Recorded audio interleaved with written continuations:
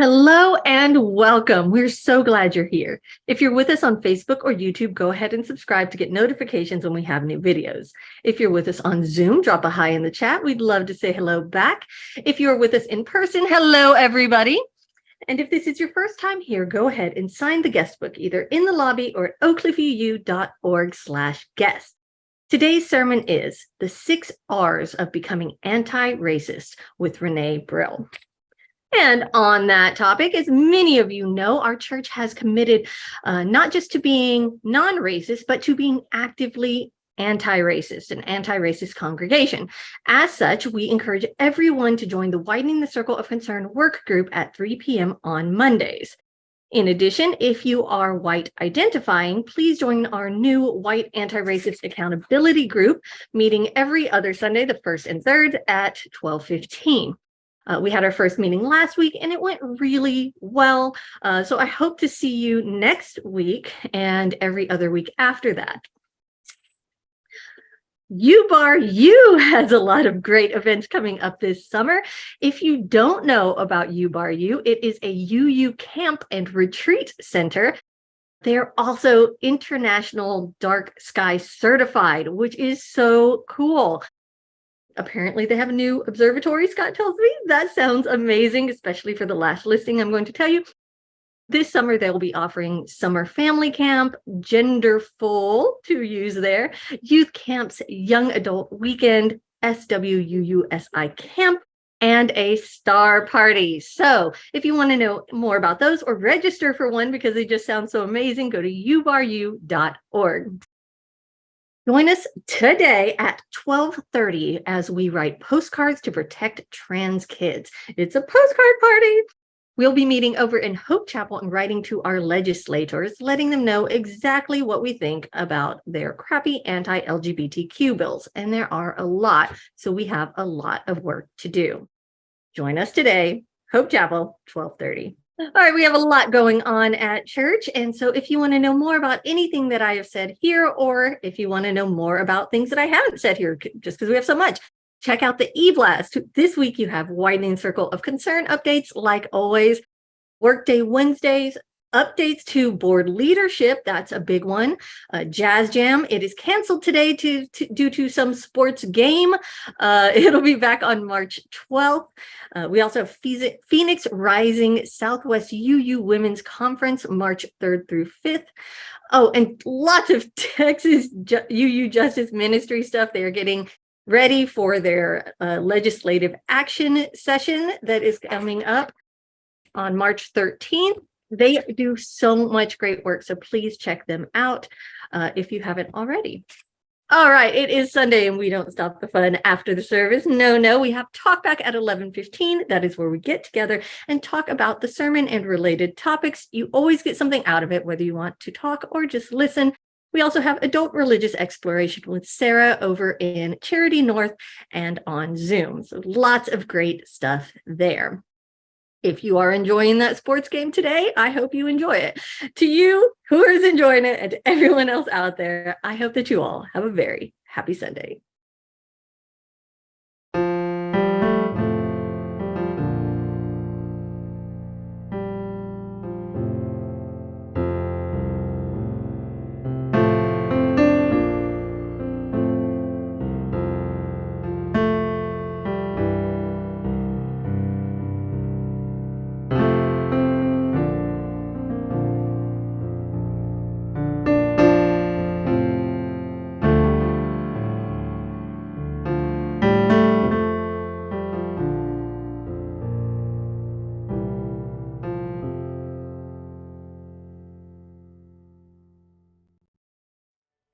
Good morning and welcome to the Unitarian Universalist Church of Oak Cliff. We're glad to have you here with us this morning. We welcome each and every one of you. Crowd's a little sparse today, but we're happy to have all of you here. May the light we now kindle inspire us to use our powers to heal and not to harm, to help and not to hinder, to bless and not to curse, to serve you, Spirit of love, compassion, and forgiveness. Que esta luz que ahora encendemos nos inspire a usar nuestros dones y poderes para sanar y no para herir, para ayudar y no para impedir, para bendecir y no para maldecir, para servirte a ti, Espíritu de amor, compasión y perdón. We have a responsive reading for our opening words today. It's No One is Outside the Circle of Love by Susan Frederick Gray and Erica Hewitt. We know that hurt moves through the world, perpetrated by action, inaction, and indifference. Our values call us to live in the reality of the heartbreak of our world, remembering that no one is outside the circle of love. We who are Unitarian Universalists not only affirm the inherent worth and dignity of every person, we also affirm the inherent wholeness of every being, despite apparent brokenness. No one is outside the circle of love. We know that things break or break down promises, friendship, sobriety, hope, communication. This breaking happens because our human hearts and our very institutions are frail and imperfect. We make mistakes. Life is messy. No one is outside the circle of love. With compassion as our guide, we seek the well-being of all people. We seek to dismantle systems of oppression that undermine our collective humanity. We believe that we're here to guide one another toward love. No one is outside the circle of love. No matter how fractured we are or once were, we can make whole people of ourselves. We are whole at our core because of the great, unnameable, sometimes inconceivable love in which we live. No one is outside the circle of love.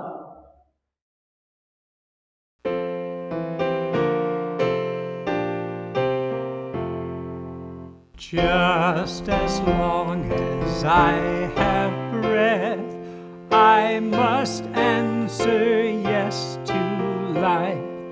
Though with pain I made my way, still with hope I meet each day.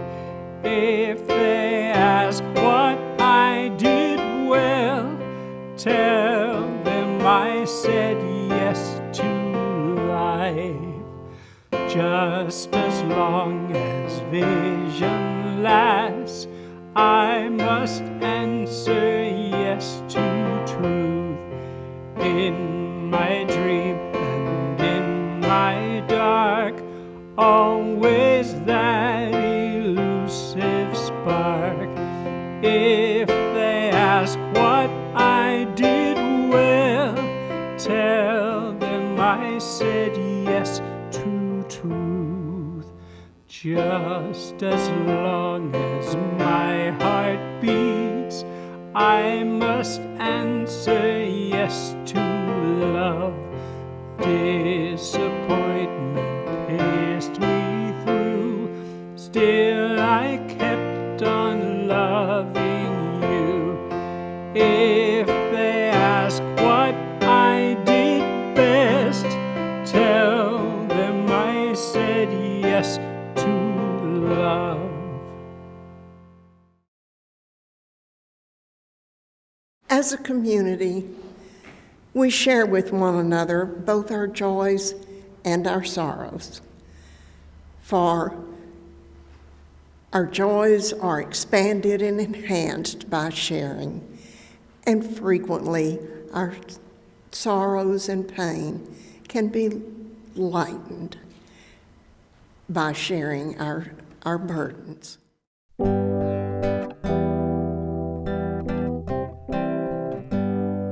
When I breathe in peace. When I breathe out love. When I breathe in peace. When I breathe out love.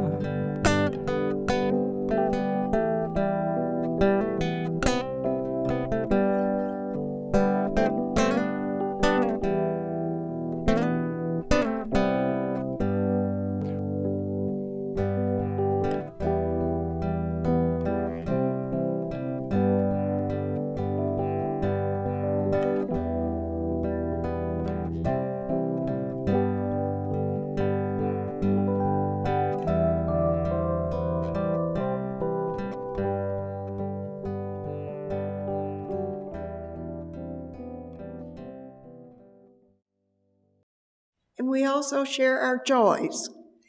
It's written this morning, I'm grateful for those who are the collective backbone of our church. We get tired, but we hold each other up and move forward. Because we love one another. Because we love one another, we honor each individual's spiritual journey. Because we love one another, we celebrate life's abundance in service to each other, our community, and the world. Because we love one another, we connect with each other in love, respect, and acceptance. Thus do we covenant together. Thank you.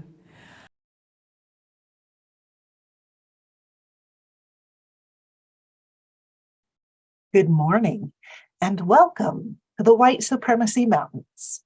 You don't want to be here, and yet here you are. Our mission is to get out, to escape these mountains, and to make it to the land of beloved community. Now, although people of color have always known that we were living in the White Supremacy Mountains, white folks have gone through a variety of phases of how they see these mountains. First, thinking that they were good, actually, and building them up and making them their home. And then to pretending that they don't see the mountains, and they weren't actively building them up. To thinking that the mountains were actually torn down the last time we elected a president, or to thinking that although the mountains used to be bad, they no longer really affect the way we live today.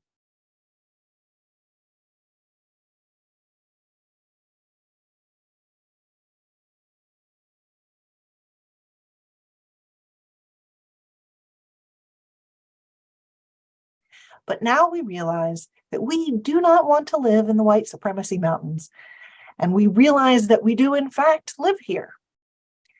So here we are at the start, or maybe middle, of our mission to escape these mountains together. I'm glad you decided to join us on our mission to get the heck out of here. At least, I hope that's what you've decided. Now, some of us might be looking at the mountains wondering how we'll ever get past all of them, and feeling overwhelmed by how tall and how steep and wide and many of them there are. Some folks might be worried that if we go into these mountains, we'll end up like the Donner Party, just fighting and eating each other. Or maybe you don't think you're in good enough shape to climb the mountains and make it over to the other side. Maybe your feet are sore and you're kind of already tired and worn out from all the other kinds of mountains you've had to scale over the last couple of years, like COVID Mountain or Isolation Mountain or Economic Hardship Mountain.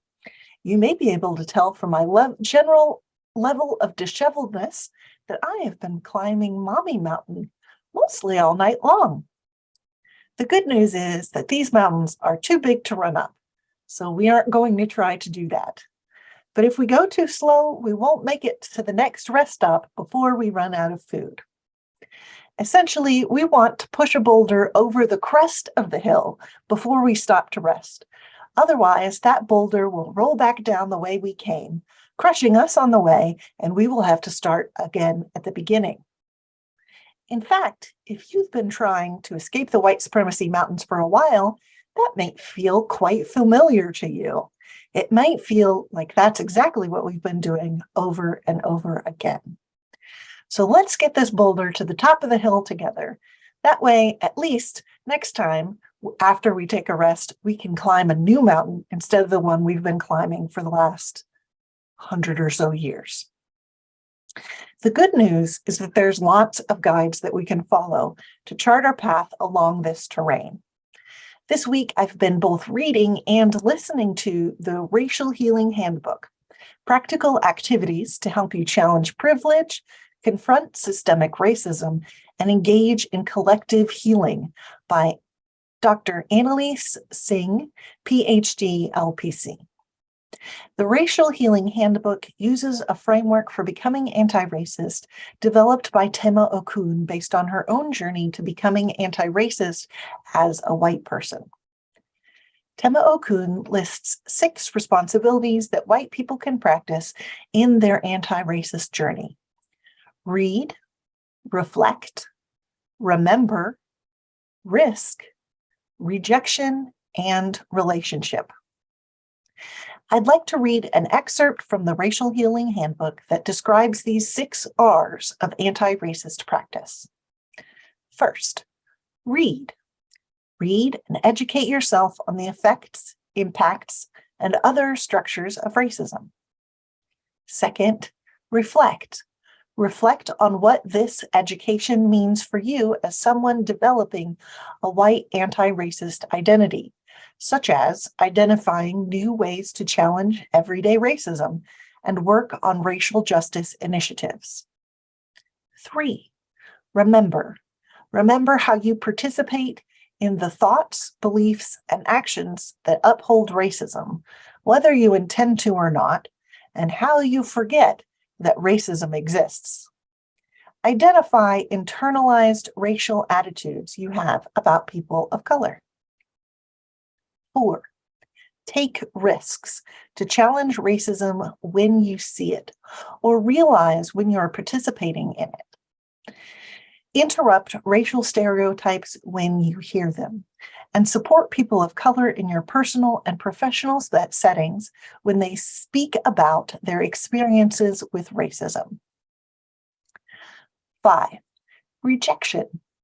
Rejection is something you'll experience as an anti-racist, as sometimes you will make mistakes and get it wrong when it comes to identifying and challenging racism.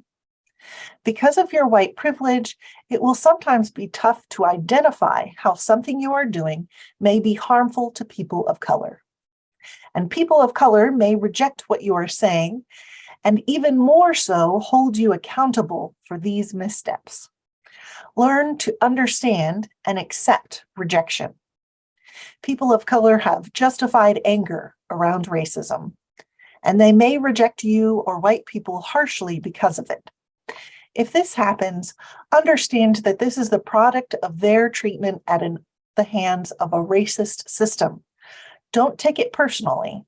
Rather, help them if you can and continue to stay in the fight against racism. 6, relationship. Relationship building is a part of what you do along the way with white folks and with people of color who are somewhere on their journey from non-racist to anti-racist. Now, as we travel down this road together, what are some ways that you can incorporate these responsibilities into your own spiritual practices? Are there any that you feel like you already practice? Which ones might be more challenging? Now, for myself, I feel like I've spent a lot more time doing the reading and the reflecting part of these 6 responsibilities. But The risk-taking and the rejection part are a little bit harder for me, and I have a lot less experience with. If you'd like to read more about the 6 responsibilities, a link to an excerpt from the Racial Healing Handbook is available in our Talkback Facebook group, and both the handbook and an audiobook of the handbook are available for purchase from both the publisher and from Amazon. I look forward to continuing our journey together. Happy trails, amen, ashe, and blessed be.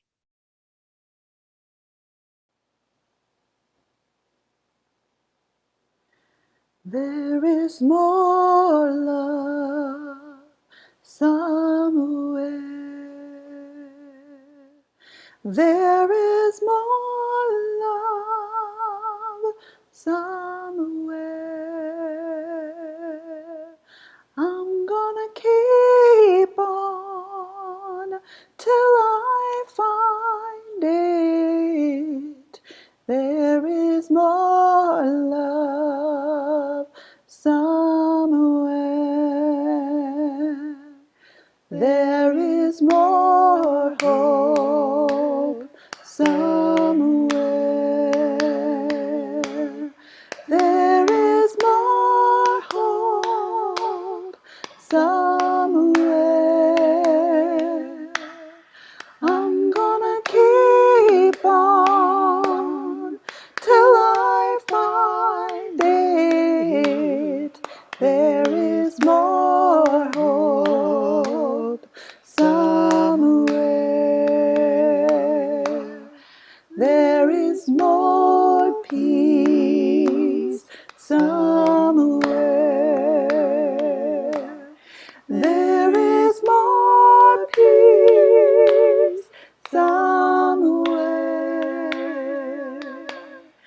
I'm gonna keep on till I find it. There is more peace somewhere. There is more love somewhere. There is more love somewhere. I'm gonna keep on till I find it. There is more love somewhere.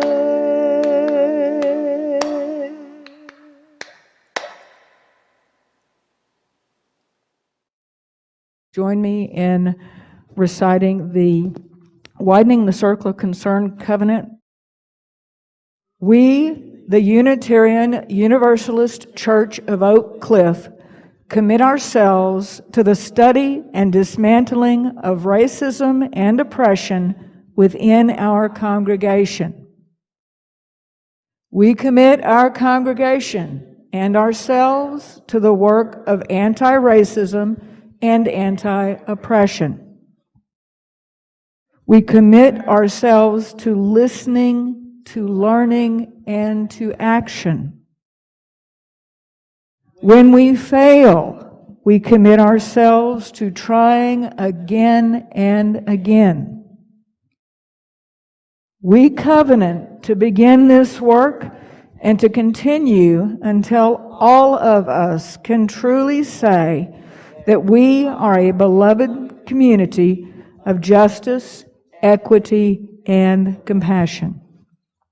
Thank you.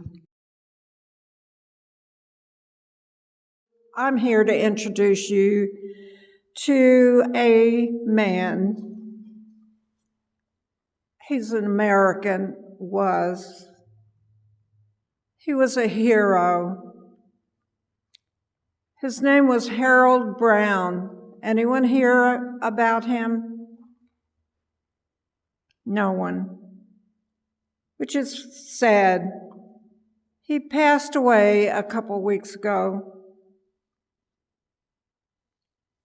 Not only was he a hero and a man, he was a black man. Harold Brown. I'm going to repeat his name. He was born in Minneapolis, Minnesota. And when he died, he was 98 years old. He was one of the Tuskegee Airmen. How many have heard of that? Quite a few. He was a pilot. And he was a pilot during World War II when the U.S. military was still segregated. He was a pilot during the World War II and also the Korean War.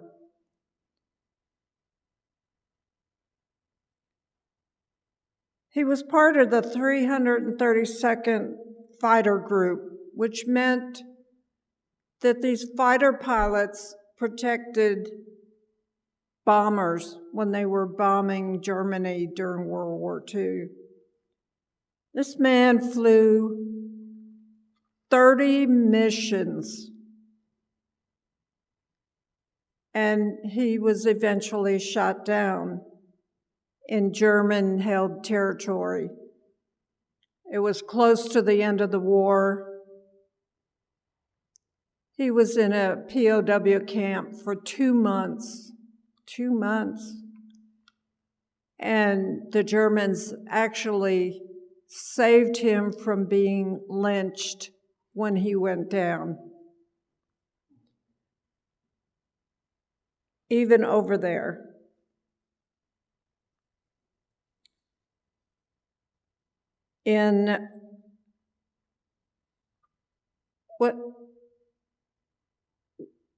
When he retired from the military, he went on to become an educator in college. Amazing man. We did have a newspaper we were going to pass around and show you his picture, but I haven't seen the newspaper. So if it shows up during talkback, take a look at this guy.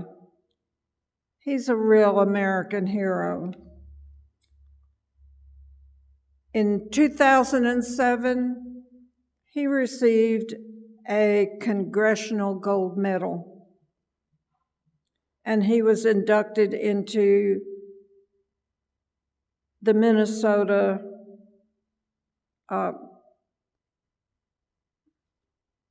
Hall of Fame. This is documented in a PBS special. If you've never seen Red Tail, the movie, rent it and take a look. These were remarkable men. Now, how many now have heard of Harold Brown? Thank you for listening.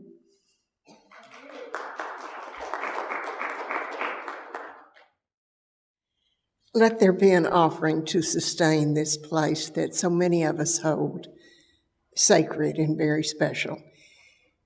As they pass the baskets, if you have cash that you'd like credited to your tithe, there are instructions in your order of worship as to what to do.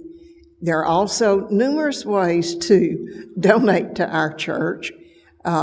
Whether you're here in person or on Zoom, you can text a donation or you can do it online. Those instructions, too, are in the chat on Zoom or in your order of worship.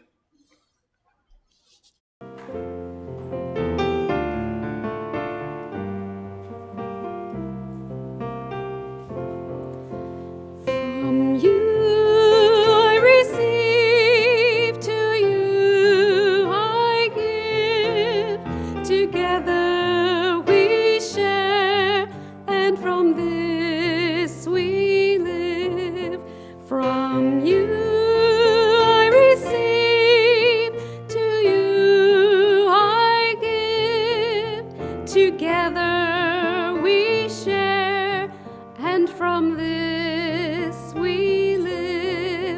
de ti yo recibo, a ti te doy, así compartimos y vivimos